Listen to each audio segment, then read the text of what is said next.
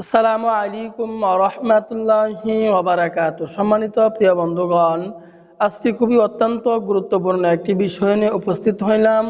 তো সেই বিষয়টি হচ্ছে, কেউ যদি রোজার দিনের বেলায় কেউ যদি প্রিয়জনের সাথে মিলিত হয়ে যায়, তাহলে তার রোজা ভেঙে যাবে কিনা, বা দিনের বেলায় মিলন হওয়া যাবে কিনা এবং রাত্রেও কি মিলন হওয়া যাবে কিনা প্রিয়জনের সাথে।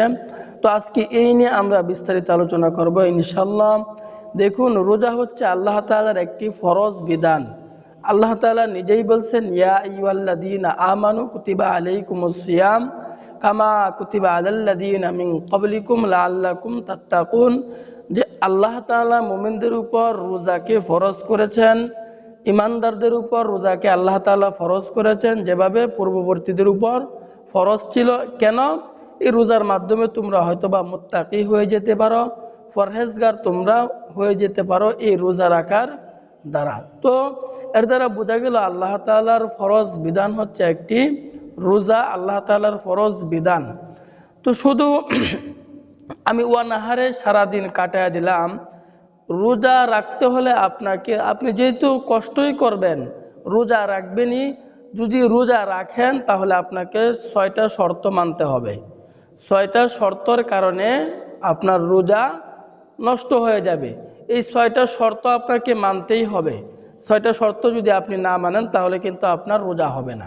তো 1 নাম্বার শর্ত হচ্ছে, আপনার এই জবানকে কন্ট্রোল করতে হবে। জবান দ্বারা অহেতুক কথাবার্তা, গীবত, আপনার চুগলখড়ি, সমালোচনা এই মুখ দ্বারা করা যাবে না, জবানকে কন্ট্রোল করতে হবে।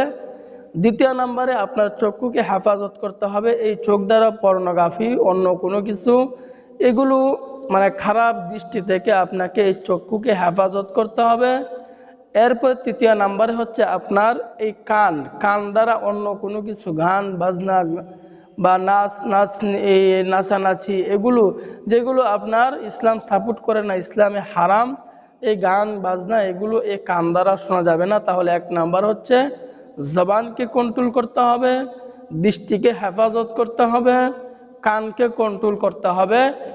কান দ্বারা কি অহেতুক অনার্থক কথাবার্তা এই কান দ্বারা শোনা যাবে না। 4 নম্বরে হচ্ছে আপনার অঙ্গ প্রত্যঙ্গ, শরীরে যে আল্লাহ তাআলা অঙ্গ প্রত্যঙ্গ দিয়েছেন, হাত পা, এই অঙ্গ প্রত্যঙ্গকে হেফাজত করতে হবে। রোজার 4 নাম্বার শর্ত। রোজার 4 নাম্বার শর্ত হচ্ছে অঙ্গ প্রত্যঙ্গকে হেফাজত করা। 5 নাম্বার শর্ত হচ্ছে আপনাকে হালাল রুজি দ্বারা ভক্ষণ করা। হারাম থেকে আপনাকে বাঁচিয়ে থাকতে হবে। কারণ আমরা জানি ইবাদত বন্দেগী কবুল হওয়ার জন্য 1ম নাম্বার শর্ত হচ্ছে আপনার হালাল রুজি ভক্ষণ করা। এরপরে রোজার 6 নাম্বার শর্ত হচ্ছে আপনার এত কিছু করার পরে আপনার গর্ব না করা। তো কিছু করার পরে, এই সবগুলো করার পরে, রোজার 6 নাম্বার শর্ত হচ্ছে এই সবগুলো করার পরে আপনার মনের ভিতরে কখনোই অহংকার না আনা, কখনোই গর্ব না করা যে আমার রোজাই হয়ে গেল কি 1 নাম্বার রোজা। বরং আল্লাহ তাআলার সাথে বিনয়ের সাথে বলা, যেভাবে রোজা রাখার কথা ছিল সেভাবে রাখতে পারি নাই, যেভাবে ইবাদত বন্দেগী করার কথা ছিল সেভাবে ইবাদত বন্দেগী করতে পারি নাই। তো এই 6টা শর্ত যদি আপনি মানেন তাহলে আপনার রোজা হবে। আপনি যদি এই 6টা শর্ত না মানেন তাহলে কিন্তু আপনি সারাদিন অনাহারে কাটায় দিলেন, যে আপনার কোনো লাভ হবে না রোজা রেখে। বরং রোজা যেহেতু রাখবো, কষ্ট যেহেতু করব, তাহলে আমাদেরকে এই 6টা শর্ত মানতেই হবে। কারণ আল্লাহ তাআলার ফরজ বিধান হচ্ছে কি একটি রোজা। তো আমরা যে কথাটি বলতেছিলাম, যে রোজা অবস্থায় আমি যদি প্রিয়জনের সাথে মিলিত হয় তাহলে সেই অবস্থায় আমার রোজা হবে কিনা। যদি আপনি দিনের বেলায় মিলিত হয়ে যান তাহলে আপনার রোজা নষ্ট হয়ে যাবে, আপনার রোজা ভেঙে যাবে। আর বলা হয়েছে যে রমজানের একটি রোজা যে ভঙ্গ করবে, যে না রাখবে, তাকে পরবর্তীতে সারা বছর রোজা রাখলেও এটার কি ক্ষতিপূরণ হবে না। তো এই জন্য রমজানের রোজা যেন আমাদের একটি ভুলের কারণে ছুটে না যায়, নষ্ট না হয়। কারণ আমরা যদি একটি রোজা না রাখি তাহলে কিন্তু আল্লাহ তাআলার কাছে আমাদেরকে জবাব দিতে হবে, আল্লাহ তাআলার কাছে আমাদেরকে জবাবদিহিতা করতে হবে। এটা একটা আল্লাহ তাআলার ফরজ বিধান। তাহলে কোনো মানুষ যদি রমজান মাসে দিনের বেলায় প্রিয়জনের সাথে মিলিত হয়ে যায় তাহলে তার রোজা নষ্ট হয়ে যাবে, কিন্তু সে যদি রাতের বেলায় মিলিত হয় প্রিয়জনের সাথে তাহলে তার রোজা নষ্ট হবে না। তাহলে তার রোজা নষ্ট হবে না। এমনকি আপনি অনেক ভাইরা আছে এমন ভুল ধারণা করে যে আপনি প্রিয়জনের সাথে মিলিত হয়েছেন, মিলিত হওয়ার পরে আপনি অনেকেই বলে যে সেহরি খেতে পারবে না। এমন কোনো কথা আমাদের জানা মতে নাই যে কেউ যদি সেহরি খায় তাহলে তার সেহরি খাওয়া হয়ে যাবে।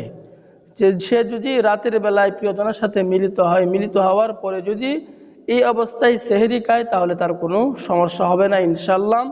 তবে যতটুক দরকার যে যত সম্ভব তাড়াতাড়ি তার এই ফরজ গোসল হলে সে ফরজ গোসল করে তারপরে সেহরি খাওয়া, এটা হলো সবচাইতে উত্তম কাজ।